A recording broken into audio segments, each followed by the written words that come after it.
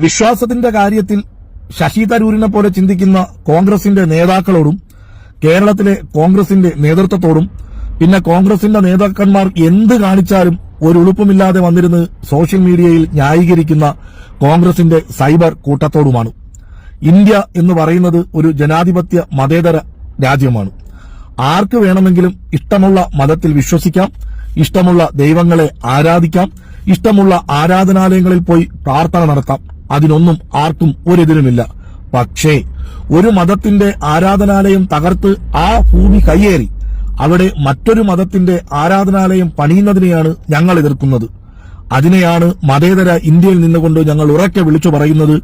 ഇത് വർഗീയതയാണ്, ഇത് ഫാസിസമാണെന്ന്.